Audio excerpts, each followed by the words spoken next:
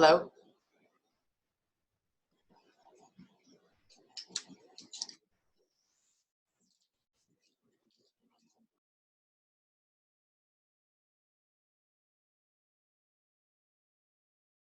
Hello too.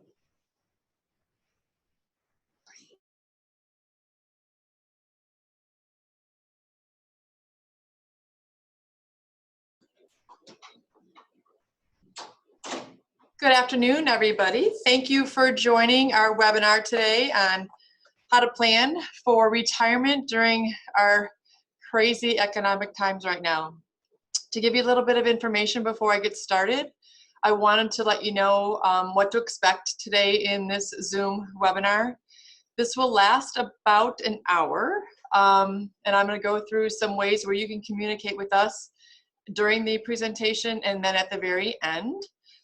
So a couple things first. I want to get started here. As you read on my bio there in the beginning, I am Lisa Bussinger. I'm owner and president of Bussinger Financial Group. I've been doing planning for individuals for the last 22 years, helping them prepare for retirement. Today I'm going to talk very conceptually about all the things everybody needs to look at when they plan for retirement, and most importantly, how to reduce risk and plan for their income. This is our disclosure here. What this says, I'll give you a minute to look through it. But in sum, what that says is we are not selling any products. We are not giving any financial information advice specifically to individuals today. We're going to talk very conceptually of what you can do to take control of your investments and your retirement. So that's our disclosure. So we're going to talk very conceptually. You will have an opportunity at any time to sign up for a one-on-one conversation with myself or my team to answer any individual questions that you want privately. So that is our disclosure there. Also, what you're going to have an opportunity to do is ask questions. So during the presentation, I won't be able to answer every question as it pops up if you're asking questions, but I will get to them after the presentation is finished. You will be able to see here that you can, right at the bottom of your screen, you should see something like this, or at the top, however you have your monitor set up. Q&A, if you click on that, you'll get a pop-up window, and you can type a question right in there, and then we'll get alerted. And if we don't do it immediately during the presentation, I will get back to you afterwards. The other thing that we're going to do at the very end is just take a poll that kind of goes through 5 questions where you can answer some questions that we find are very valuable as we help our clients. And then at the very end, you'll also be offered a way to set up a consultation to have a one-on-one phone call. Unfortunately, right now we can't meet face-to-face in person, but we have been really helping a lot of people just through calls like this, phone calls, or Zoom meetings. So we don't want to stop people from retirement planning. We just got to keep on working forward.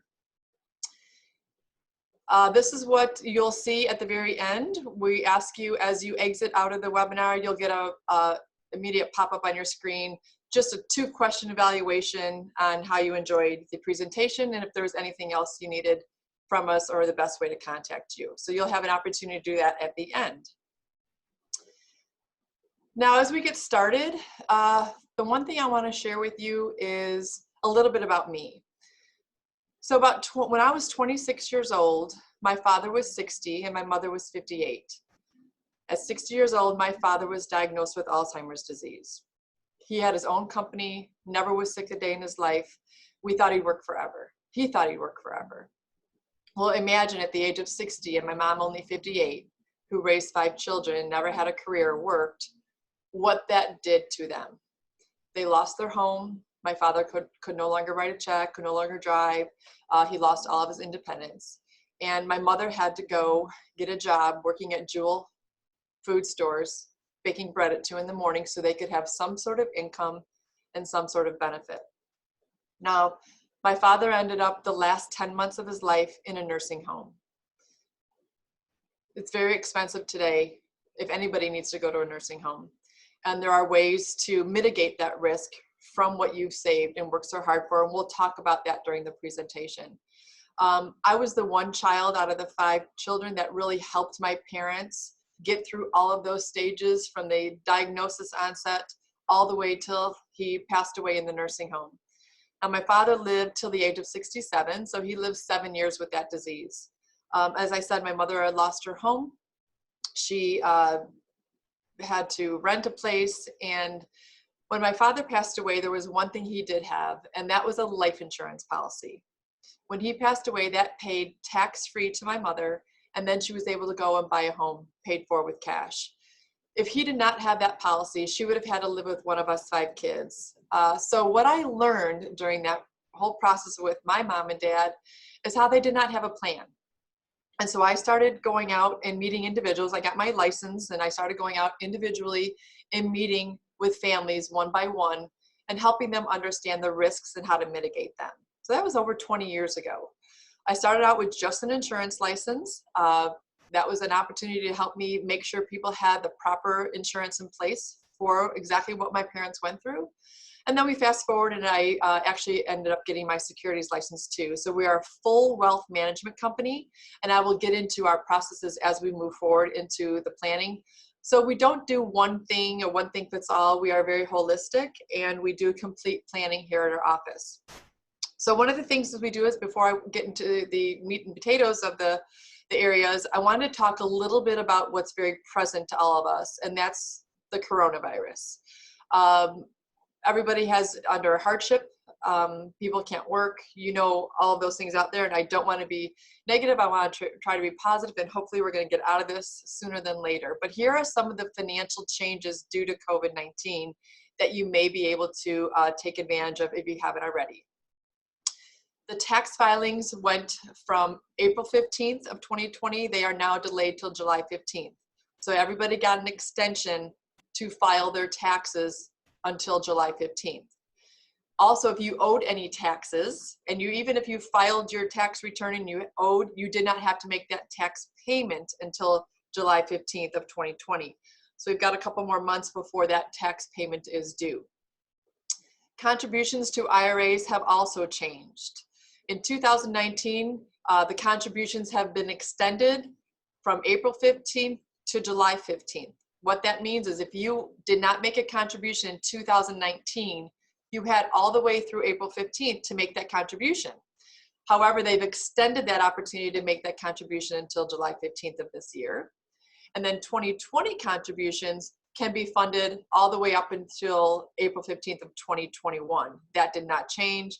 That is normal. You always get those extra few months in the beginning of the following year before tax filing to make your contributions. So that's a little bit of a change. They give you a little bit longer time to make your contributions. A lot of you may have heard this, the withdrawals from IRAs. If you are under 59 and a half, there is always a 10% penalty if you were to take out from your IRAs by the IRS. You still have to pay tax on the money because it's never been taxed. We'll get into that later.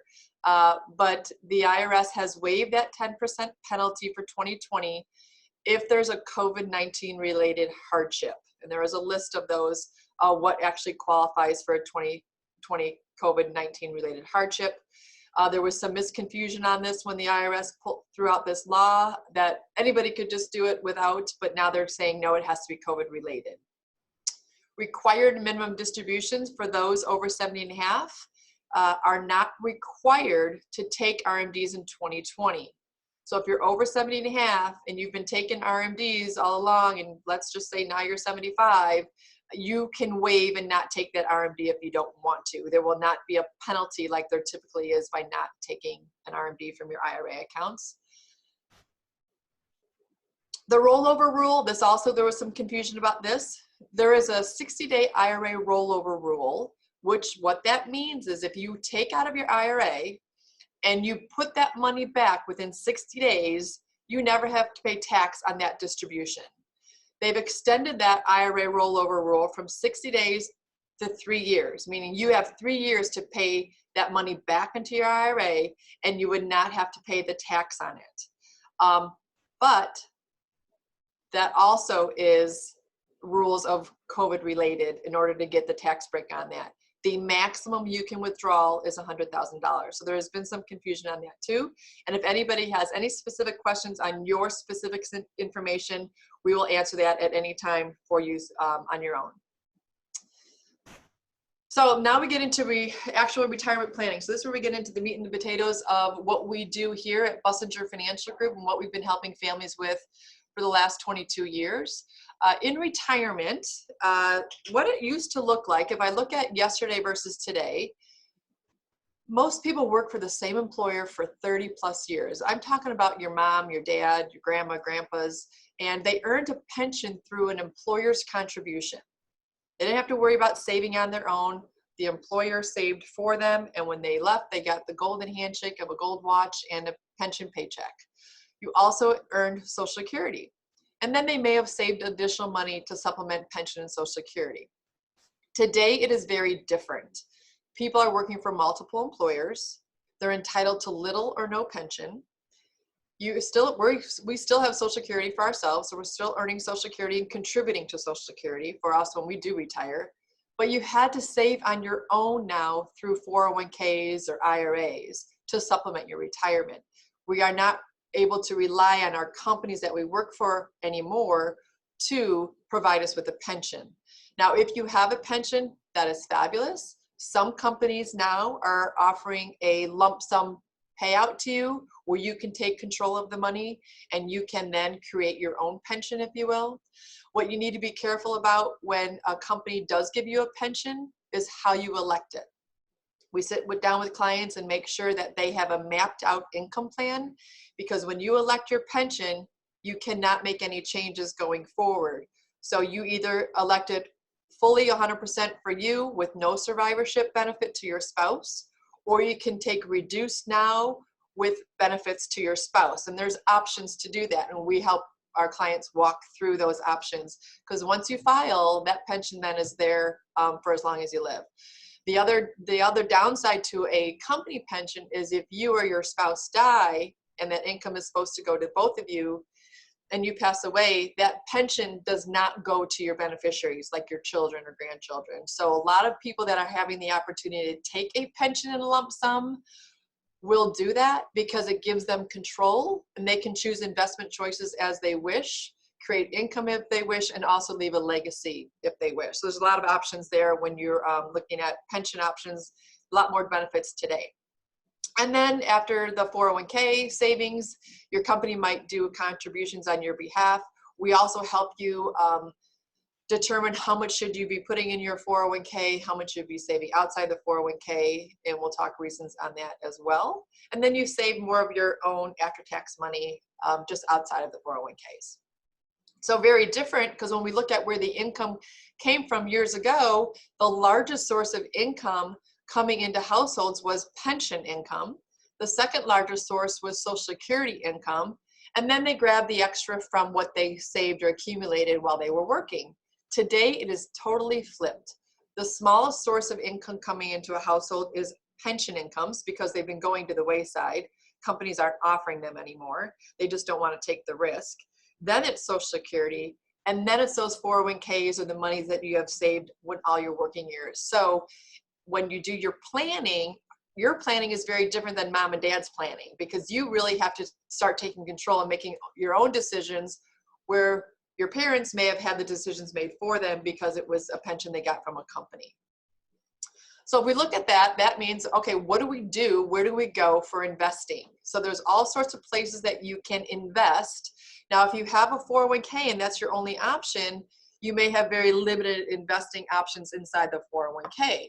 If you have an old 401k or an option to roll that to an IRA, you're going to have a lot more freedom to invest however you want.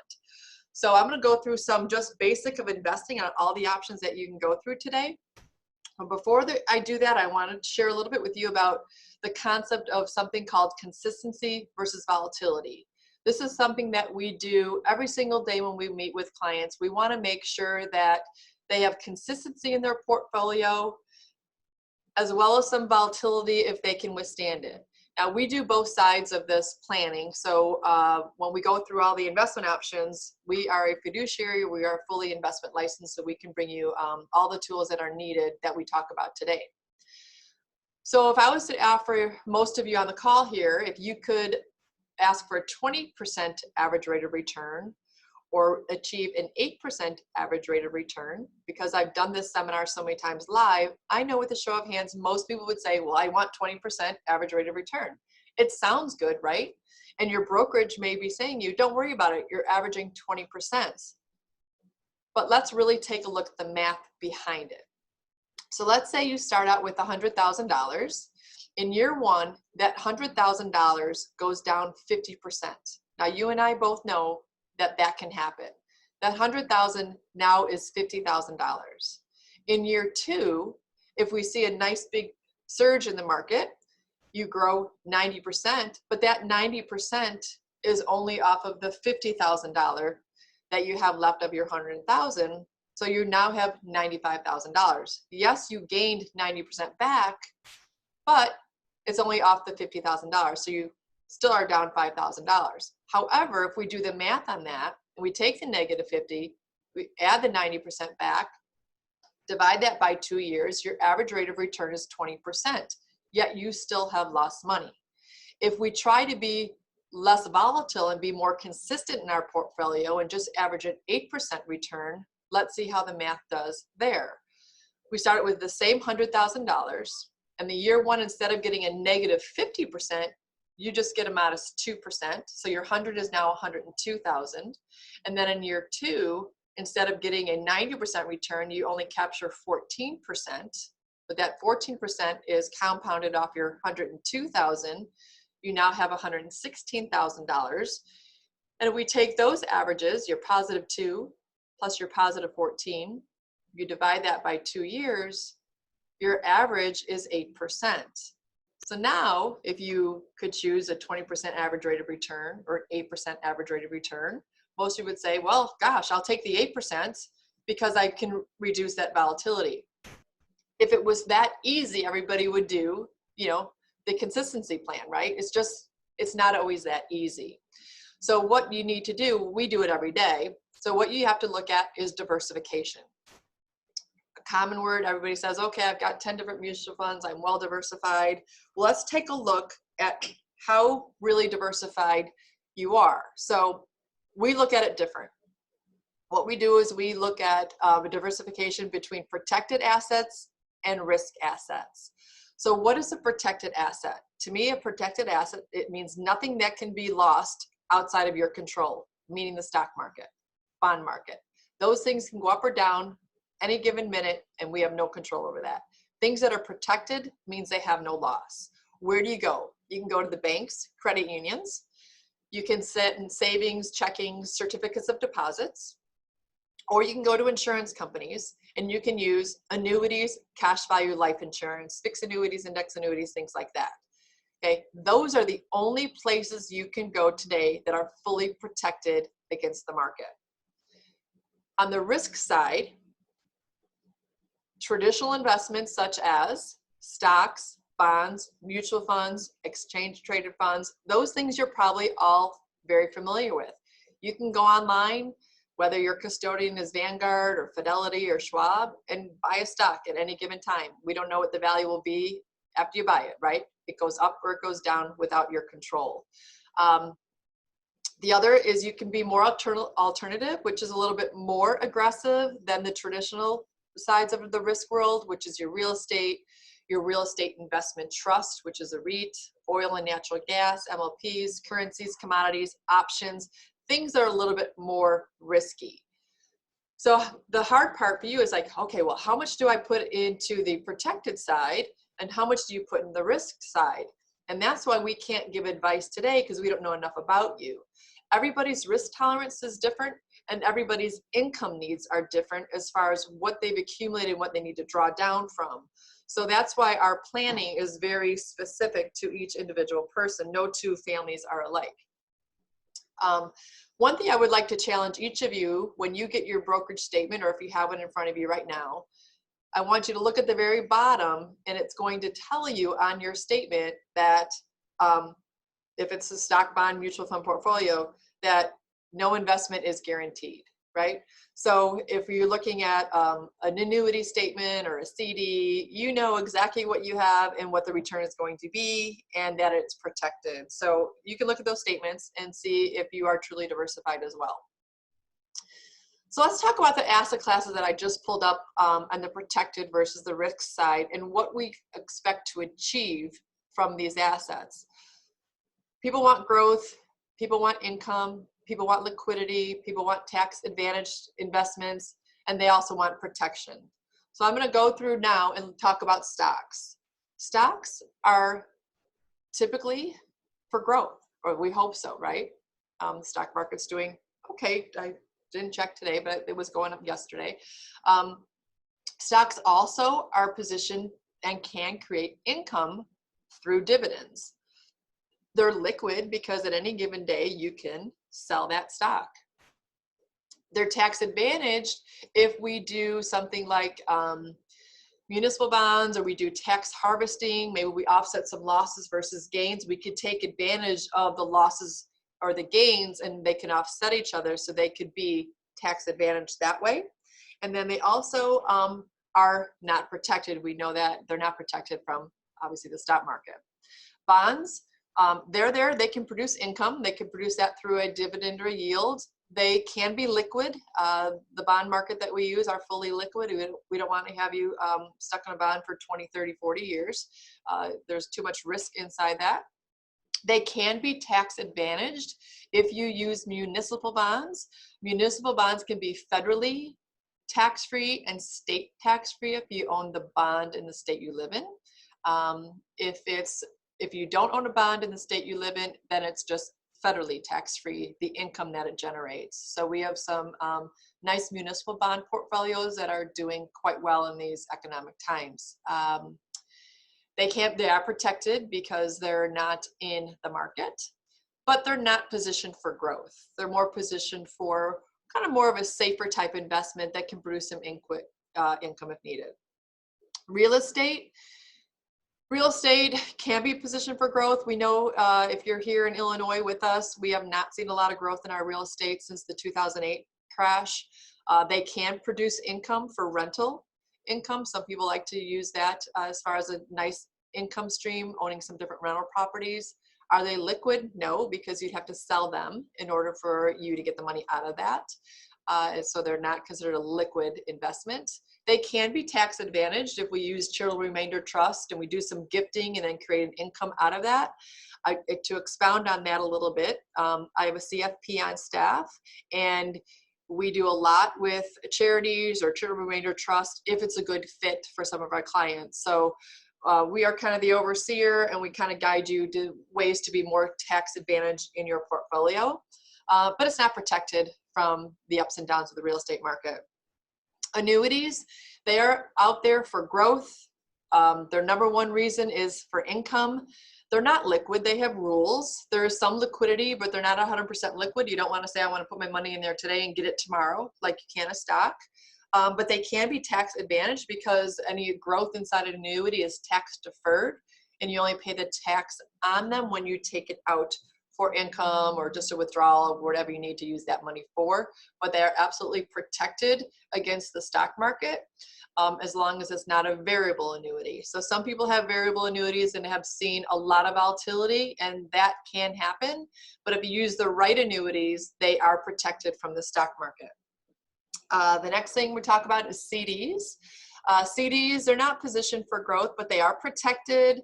They're not really income. They're not liquid. You have to hold it for the duration of time. Maybe about a 2-year CD, 3, 4, 5-year CD. They're not tax advantaged. Any interest that you make on that CD that you earn is taxable in the year you make the interest. Cash value life insurance, that is also positioned for growth, is positioned for tax-free income.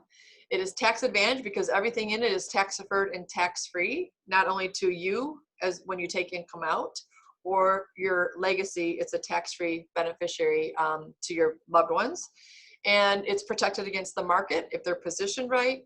And they can be liquid with some rules, just like everything you see here on the board.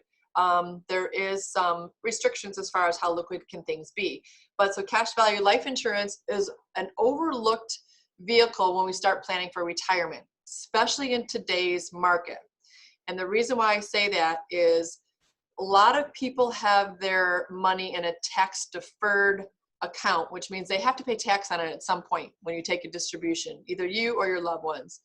Cash value life insurance, still in the IRS code today, is a tax-free investment vehicle. And I'm going to walk through how that works for you in the next slide. But that is a true diversified portfolio, everything that we went through. Does it mean that you have to own everything inside all of these investment tools? No, but you need to think outside the box when you start planning your retirement, as far as how diversified do I need to be, want to be, and how do I get there? And that's where we kind of hold your hand. So that's basics of investing, right?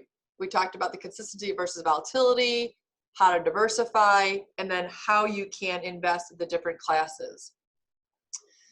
Tax planning, why this is a big piece of our planning is because we are fiduciaries.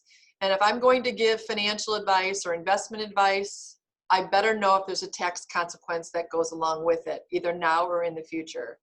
So when I get into tax planning, it's something that we look at for all of our clients as we do their analysis for them. First thing I want to look at is tax history. I want to share this with you because I think it's important for you guys to think, what will our taxes be in the future? So let's look at what the tax history we know. We can only go back in time and know what taxes were. In 1914, the highest federal tax bracket was 7%, and that was with a $2.9 billion deficit. If we go to 1944, our highest federal tax bracket with a $201 billion deficit was 94%. Now that's a pretty high federal tax rate. Could you imagine for every dollar you bring in, 94% goes to tax? Well, you have to be a high income earner at this point, but what we're talking about here is that taxes were much higher years ago. So wherever your income fell during this time frame, your tax rates were much higher than they are today. Today, if we look at the end of last year, 2019, you can see the bar chart there, we had a tax cut. And our top tax federal bracket is 37%. But our national deficit, 22.7 trillion, which I think with a $3 trillion stimulus, we're up over 25 trillion today. So taxes are low compared to what they were in history in relation to the national debt. So I asked that question to a lot of people. It's like, well, you tell me, do you think taxes are going to be going up in the future or down in the future? And if you feel they're going to be going up, like most people do, I think inflation is going to hit, and I think taxes are going to be going up. We need to start doing planning before that happens so that it doesn't affect you in your retirement. So let's look at tax strategies. I call this the tax triangle.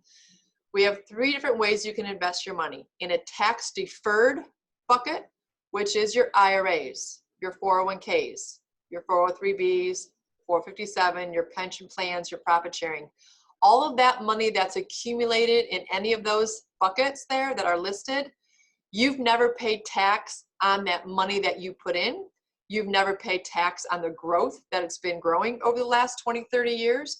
And you will only pay tax when you put the money in your pocket, okay? Either you or your beneficiaries will pay tax on that at some point. So if taxes are going to go up in the future, you have to remember when you make that contribution, you made a commitment with the IRS that you're going to share all the growth with them at the time you just disperse it to yourself. So that's your tax deferred bucket. It's great you don't have to pay tax while it's growing, but you will have to pay tax down the road. A taxable bucket are things like your stocks, bonds, savings accounts, mutual funds, CDs, things that you pay tax on the year you make a gain or earn interest. One thing I will mention real quickly in here without getting too detailed is mutual funds. Mutual funds, when you buy a mutual fund, you are giving that mutual fund manager the approval to go ahead and buy stocks or bonds, whatever he wants to buy, on your behalf. You're giving him permission to do that when you buy that mutual fund. Unless you've seen the Morningstar on that mutual fund, you don't really know maybe what stocks you're owning. You just see that you own a mutual fund. Now, during a calendar year, that mutual fund can make money or lose money, or a holding inside that mutual fund can make money or lose money. And even though the mutual fund may make a gain, but the overall at the end of the year, you've lost money, the blanket of that mutual fund, you still have to pay tax on the gain of any holding inside that mutual fund. So they become very tax inefficient when they're in a non-IRA account. So one of the things we always like to do is take a look at the holdings. Are they taxable, tax deferred, tax free? Is it spilling any taxable consequence onto your tax return each year? And that's why we always like to look at people's tax returns. So that's your taxable bucket.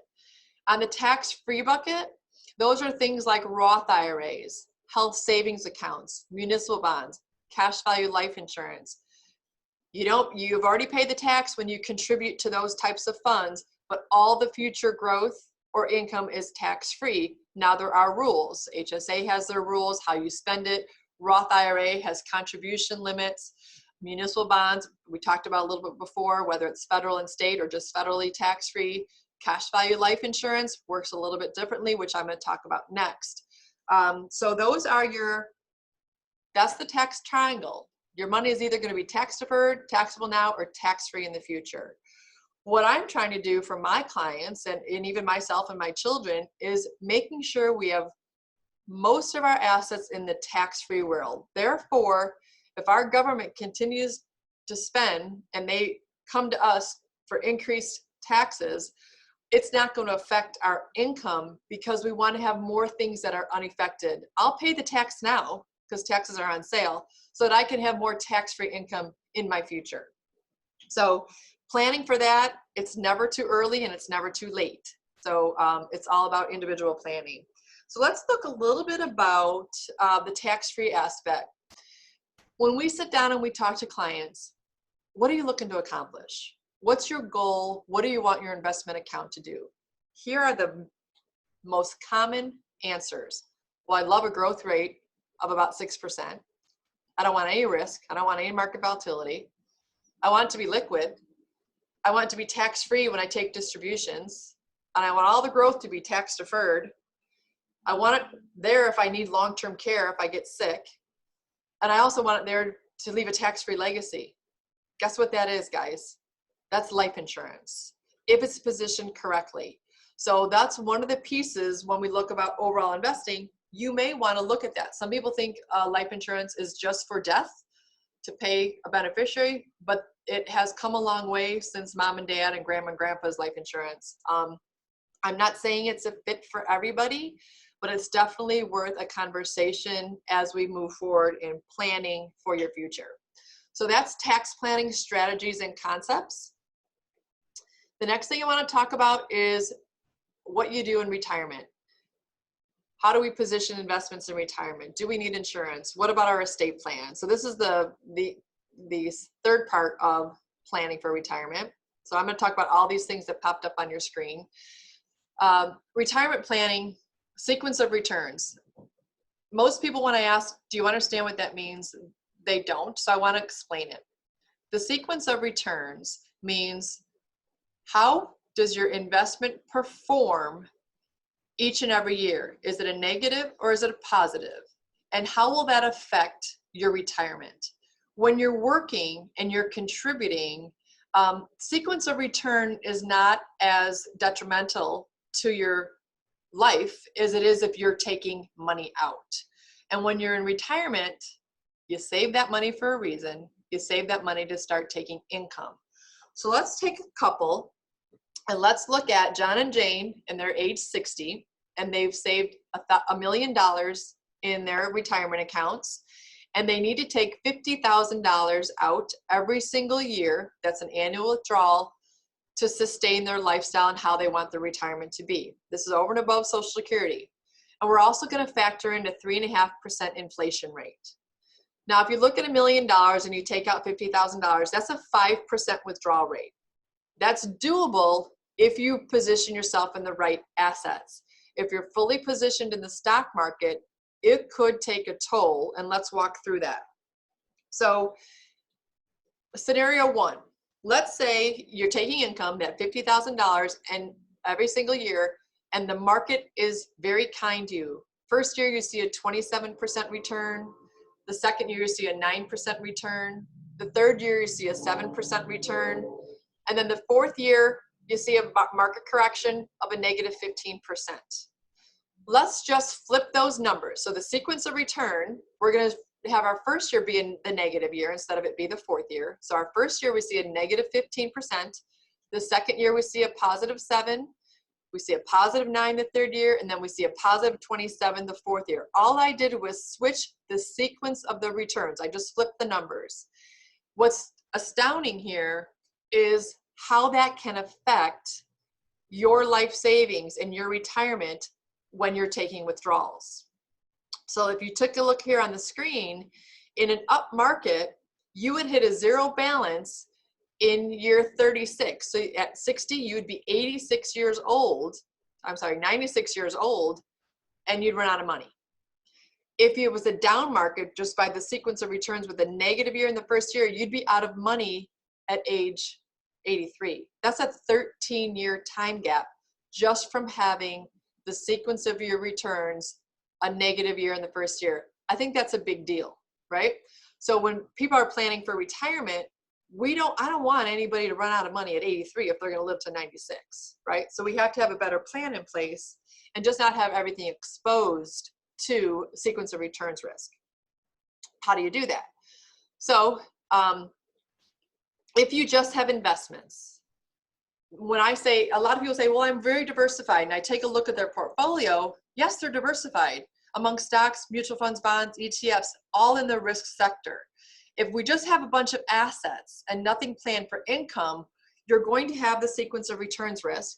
You're also going to have the withdrawal rate risk. So remember, I said if that couple needs to draw $50,000 out of $1 million portfolio, that's a 5% withdrawal rate.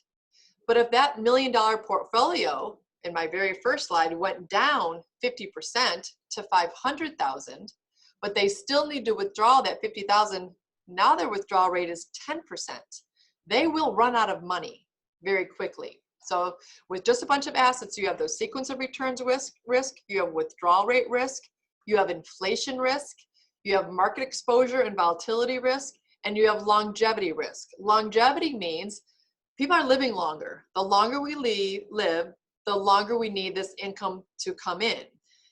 And there's a misconception is like, well, I won't need as much as I get older. You know what? We don't know that because we don't know what taxes will be. We don't know what inflation will be, and we don't know if there will be a healthcare risk. So we don't really know that. So if you position some of your assets, create an income plan, and you create assets for income only, you won't have sequence of returns risk. You won't have withdrawal rate risk. You won't have inflation risk. You won't have market exposure and volatility, and you won't have longevity risk because the income will pay you forever as long as you live. And so what are some of those things that do that? One of them is Social Security. Now I will mention on Social Security income, if you are married and one of you passes away, you only keep the greater Social Security of the two of you. So you don't keep both Social Securities if you lose your spouse. But Social Security income will be there for as long as you live. A pension income, if you elect it properly and with some good guidance, it will be there as long as you live, and it could be there as long as your spouse lives. Annuity income, Social Security and pension are annuities. When positioned correctly, they will provide you income for life with no market volatility. And if you run out of money, you'll never run out of income, just like Social Security, pension, and annuity. And then cash value life insurance is also another allocation spot where you can grab for income. I'm not saying you can't use stock dividends and things like that, but they are still subject to all those risks I talked about. So when you're funding for retirement, you want to be well diversified, not only in your investment strategies, you want to be well diversified in your tax triangle as well, so that you can mitigate some of those risks that are unforeseen. So retirement planning, basic needs. I think this is a great math equation to go over with everybody. Remember, I talked about just a minute ago, people are under the impression, oh, I won't need as much in retirement. Some people say, no, I'm going to need more because I'm going to travel. Every day is a Saturday. I'm going to be doing yard work and planting, whatever they're going to do. More gifts for grandkids. So people aren't sure what they're going to really need when they retire. Some people have heard 80%, some people say 100%, some people say 50%. It's very different for everybody. But don't think that you won't need a good amount of income in retirement. So let's go through this basic math problem. 2 times 3 times 10 times 7 times 52 times 20 is $436,800. Now you're going, okay, what the heck are those numbers, right? So let's walk through that. Let's say you're a married couple. So you have 2 people and you eat 3 meals per day. And that average cost per meal is $10. Okay, some people might spend $5, some people might spend $15. We're just saying the average cost per meal is $10. 7 days a week, 52 weeks a year. And if you're going to have a 20-year retirement, you're going to spend $436,800 just to eat for the 2 of you. Okay, so I know that seems like, oh gosh, wow, that's a crazy number, but it's just being real. And I think it's a fun math equation for people to kind of get their head around, okay, yeah, it's going to cost me, and I've got Social Security income, I got a pension, I've got some savings. How do I make sure I can continue as long as I live? People are living longer today, so they have to have a good plan. The next thing I want to share with you is just a couple of changes. People are forgetting about the Secure Act because now we have the CARES Act. The COVID-19 took over, and people are forgetting that the Secure Act came about January 1st of 2020. So let me go through what that included and how it affects your retirement. Some of the highlights: required minimum distributions are delayed to age 72. Now, so if you were already 70 and a half or 71, you still have to continue taking your required minimum distributions. But if this year you turn 70 or 70 and a half, when you used to have to take your required minimum distribution, you don't have to take it. RMDs now don't have to start till age 72. So that's the new rule as of January 2020. No age limit on IRA contributions. You used to not be able to contribute to an IRA once you hit age 70. They've lifted that. Why do you think so? Because more people are working past the age of 70 and they want to still be able to save for retirement. So there's no contribution age limit anymore. And this is the biggest one: elimination of the lifetime stretch option. So for 20 years, I've been setting up my clients' IRAs to stretch to their beneficiaries, like their children, over their children's lifetime. It's the biggest legacy you can leave because the tax can just keep getting kicked down the road for years, 30 years, 40 years. And that has been eliminated. What that means is that as of January 1, 2020, if you leave an IRA to a beneficiary other than a spouse, the rules still stay for a spouse can inherit each other's. Other than a spouse, they no longer can stretch that IRA over their lifetime. They have to empty that IRA out in the 10th year. They can take nothing in years 1, 2, 3, 4, 5, 6, 7, 8, 9. They'd have to take all of it out in year 10, pay the full tax, or they can take whatever they want out in years 1 through 10. But what that's doing is it's creating a huge tax bomb and huge tax revenue to the federal government when that IRA has to be emptied. Another reason to start looking at not having all of your retirement assets in tax deferred accounts, because it's creating a huge taxable event to your beneficiaries because they no longer can stretch it over their lifetime. Insurance planning. As I mentioned to you before with my family, my father spent 10 months in a nursing home. The average stay is right around 3 years. The national average cost per year is about $102,000. Now I have people getting home health care, $6,000 a month. That's $72,000 a year just for home care. We know it's a little bit more expensive in nursing home with the level of care you have to receive. So healthcare is something we need to discuss, or you have to have a plan for, and I'll talk to you about ways to plan for that. The average in Illinois is $82,000 a year. Now where we live, more in the Midwest, Northwest suburbs, Chicago area, that's more expensive. We know that than the rural areas of Illinois. But so that's the average cost.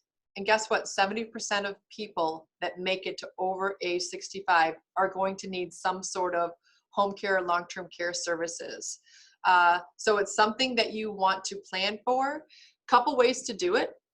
One, you could do nothing and just say, hey, I saved enough money, and if I get sick, I'll spend what I have, and that's fine. That's a choice. The other option is you could do some insurance planning. So you have an insurance company to take over some of those expenses if that should occur. Life insurance can do it. You can buy traditional long-term care insurance. So there's different ways to do it. Again, today is very conceptual for you to think of things. It's not giving you advice, because we need to know a little bit more about your assets, where they're at, before we can guide you if you should self-pay or if you should consider mitigating some of that risk to an insurance company. Estate planning, there's a lot of things that go into estate planning. So I ask you this question because this is the most important, is when you leave. That's what your estate plan is. What happens to your household, your investments, your belongings when you die, right? Where does all that go? So what is your plan for your beneficiaries to manage your final expenses? And I'm going to guess most of you have said, oh, I've got them named.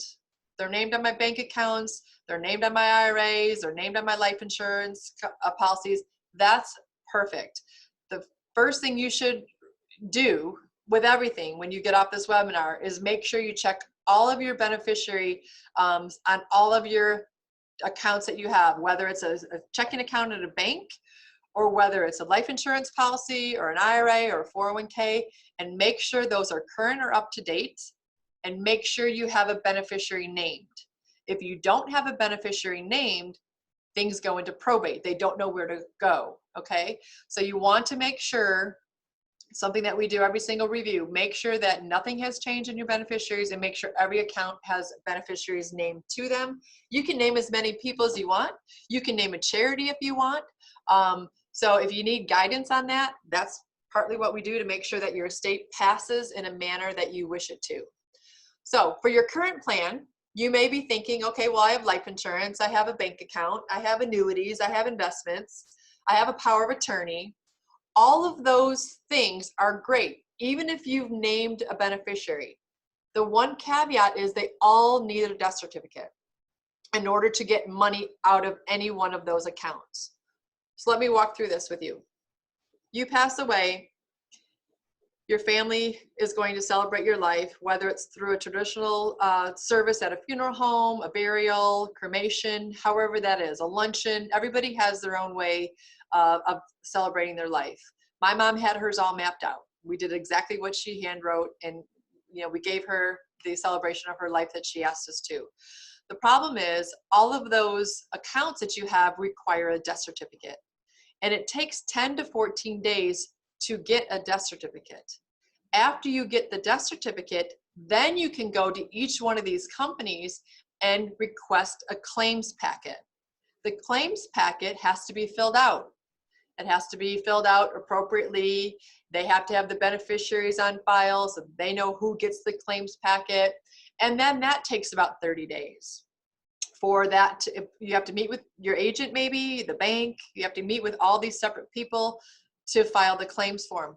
So unless you get on it right away, it could be months before you see any of inheritance that was earmarked for you. So an alternative to make sure that you're not paying your children, or you aren't paying for your parents or yourselves, or your children aren't paying for out of their own money the celebration of your life, there is something that is a simple solution. It's using money that you already have, so you don't need to come up with any additional funds. The death benefit grows tax deferred, but it's paid out within 24 to 48 hours with no death certificate. There's no health qualification. It issues up to age 99, but the maximum allowable is $100,000 per person. So therefore, when you pass away and you have this policy in effect, it's like a life insurance policy. When you have this policy in effect, you've got a beneficiary named, it pays out tax-free 24 to 48 hours, no death certificate, the funeral home can get paid, the lunch can get paid, the burial can get paid, everything can get paid. And then when you have time and you feel up to it, then you can start doing all the claims paperwork individually with each account. So it's one of the things we've been talking about with all of our clients at all of the review meetings, because guess who takes care of the kids, or guess who takes care of the beneficiaries when we lose a client? We do. And we want to make sure that they have everything in line and everything available to them, so at the worst day of their life, they can have everything easily accessible. So I asked you that question, what's your plan? I gave you a couple tips there. Make sure you have everything in good order. Where estate planning can get complicated is if you have trusts that you have to set up. Some people don't need a trust at all. Some people may need all sorts of different trusts. You'll see pop up a special needs trust, charitable remainder trust. There's all sorts of different trusts, irrevocable life insurance trusts that are out there. You may not need any of these. You may need two or one. The key is you have to have someone that's educated enough to be your overseer, kind of like your primary care physician, and help you make sure your estate plan is in as good of an order so things don't go into probate or are taxed inefficiently or things like that. That's really the last thing you want to do, especially if you love who you're going to name your beneficiaries. So a couple things, and you might want to write this down, that you want to get on quicker than later is make sure your beneficiaries are named on each account that you have, investment, life insurance. You also want to have a power of health and a power of finance document, so that if you cannot make decisions for yourself, whether it be financial or health, you have a spouse or a child that can do that for you, so that they can carry out your wishes. So those are three very important things that you should do. The rest of these trusts popping up, those are individual conversations. Again, we work with attorneys. If you have an attorney, we can work with yours. If not, we have attorneys that we have access to here in our office. All right, so that's the estate planning piece. So that talks about planning for your retirement, making sure that you mitigate your sequence of returns. How do you do that? What's the basic needs, the Secure Act update, long-term care, and then estate planning. A little bit more about, as we close, I want to share with you a little bit about how I designed my company when I decided to go out and help families. Because I am a fiduciary, which means, and what makes me a fiduciary is because I don't work for a big warehouse or I don't work for a big insurance company. We can go out to the world for any product, investment that is available in the marketplace to bring to our clients. No one is telling me what you need to invest in. If I worked for Edward Jones, or I worked for Wells Fargo, or I worked for MetLife, they have product that they put in all their clients' portfolios. We don't have that. We have tools, and we bring tools to you to fix the concerns that you have.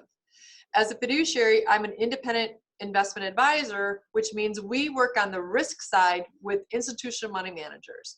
And I don't want to talk performance, but I want to a little bit, because on our risk side and our growth portfolios, you all know in the first quarter, the S&P 500 was down over 19%. Our top growth managers were down 1.9 to -6% at most. So we weathered the storm much better than the S&P 500 benchmark on the risk money. So because we can bring you institutional money managers, that makes us a fiduciary.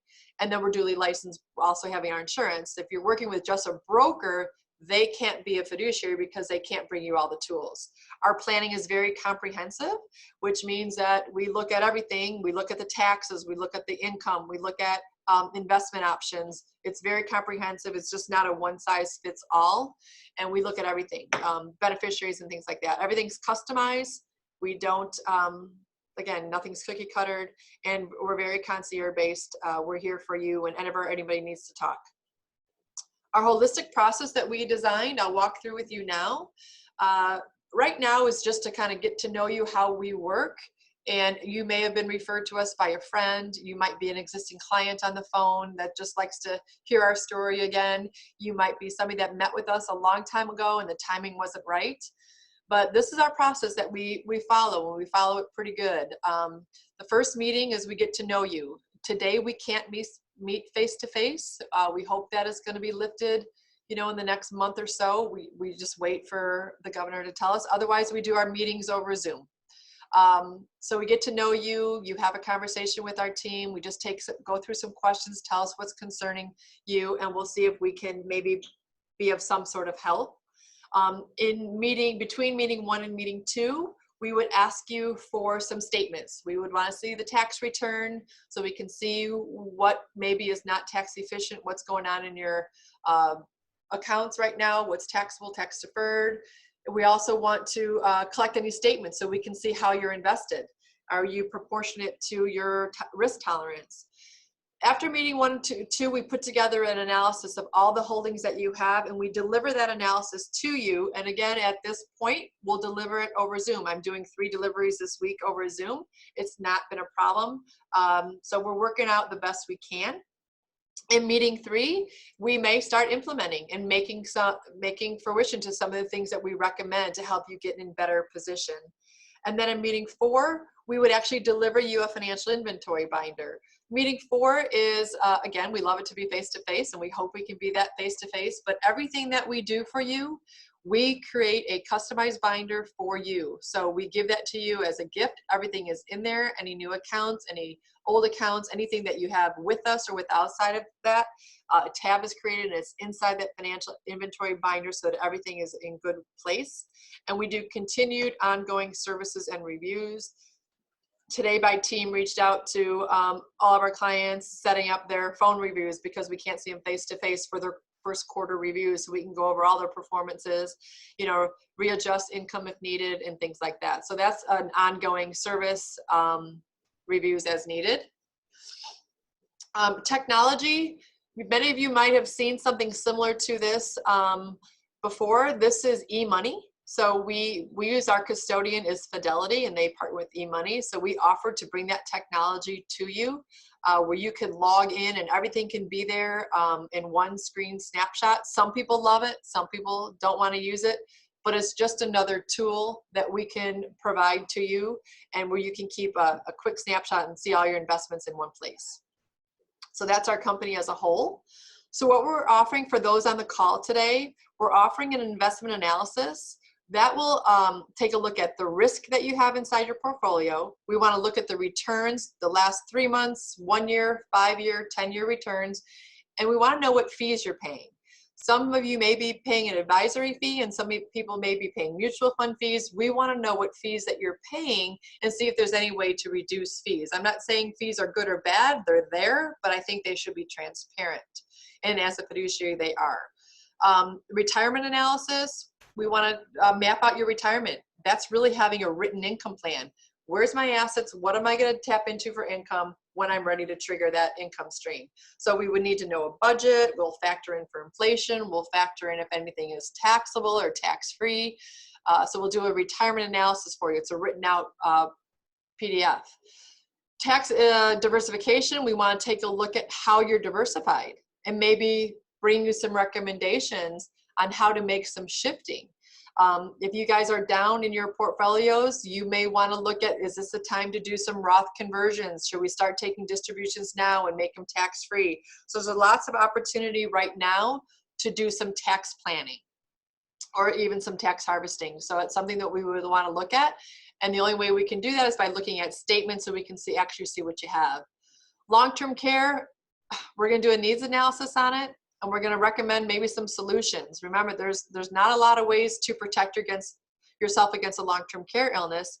You either self-pay or you shift some assets that would be able to pay for it should it occur. So we look at that. Social Security. I didn't talk a lot about Social Security on this call, but it's always part of our planning. We help you understand your claiming strategies, how to file. We could help show you some reports, what's the best time to take Social Security. Again, everybody is unique. The earliest you can take Social Security is 62. The latest you can start taking Social Security is 70. The later you take it, the higher the income's going to be. The earlier you take it, you get a little bit of a hit. So everybody is different as far as when they want to tap into Social Security. So again, we'll sit down and have that conversation for you, and we'll run some reports. So we would need some. Oh, one thing about Social Security I would tell you, if you have not, log in or create a login to socialsecurity.gov. That's ssa.gov, G-O-V, and create a login, and you will actually see your Social Security benefits available to you. And then you can see if you would take them at full retirement age, or if you delay them till 70, or if you take them early. And then we can help guide you as far as, should you take it early, should you wait, should you draw from other investments first, what's the plan? So we'll help you do that. So that's part of the analysis that we offer. And then estate analysis, again, do you need a trust? Do you need a will? Are you charitably inclined? What do we need to do to make sure that your estate is in good order? So that's what we're offering for those on the call. So what I'm going to share with you now is that we have a survey. Once we log off of the seminar, you're going to get a screen pop up of a survey. It's a quick couple questions. And if you scroll down, there's going to give you an opportunity to sign up on our calendar for an appointment, where you'll have that first appointment that we talk about. Again, sign up for a time that works for you. We will call to confirm or email to confirm, because our calendar had filled up a lot today. So if there's dates, we'll just make sure it works well for you guys and us as our schedule goes. And then I'm just gonna give a poll right here. There's some questions on your screen. You can go ahead and answer those, give us a little feedback of what you felt about the topics that I discussed today. And you should see that on your screen now. Just a couple questions if you guys want to answer that. And I want to thank you so much for joining, and fill out the poll, and then we will go ahead and get you that survey at the end of this. Thank you very much.